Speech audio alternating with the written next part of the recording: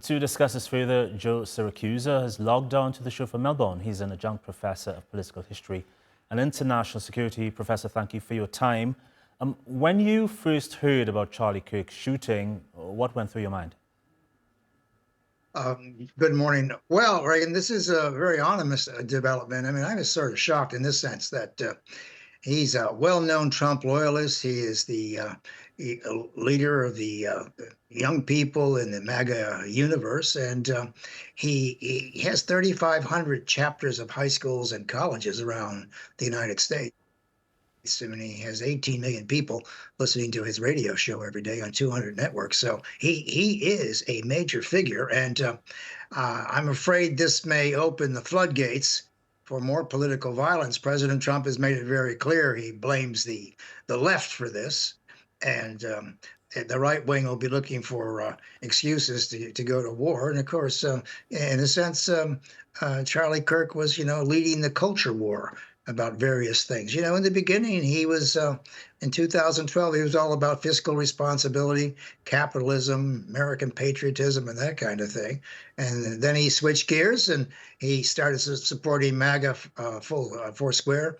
And their entire platform. And this is a significant thing. A great many Americans tonight believe that they have been deprived of one of their future presidents. He was selected, or he was anointed by many MAGA senior people, including many people in the media, who thought he had a lock on the American presidency in 8 years. He's only 31.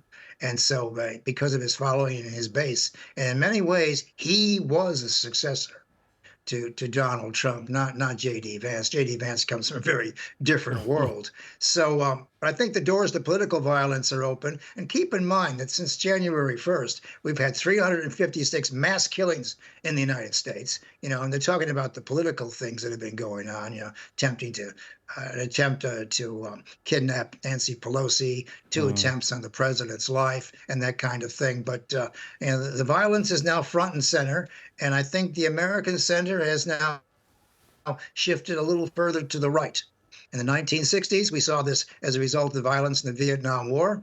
And let me tell you, the fellow who took that shot in 200 yards is 2 football fields, and he took down Kirk with one shot. Could have been a mass killing, as a matter of fact, as we saw in Las Vegas a number of years ago. And so, in many ways, it looks like, a professional hit, in a sense, because that isn't a random shot. That's a hell of a shot. Yeah, to your point to the political atmosphere, it does feel like his assassination is an escalation of the political violence there. The US is already deeply polarized. Does this kind of attack, you think, make the divide worse, or is there an opportunity here to push both sides to step back and cool the rhetoric?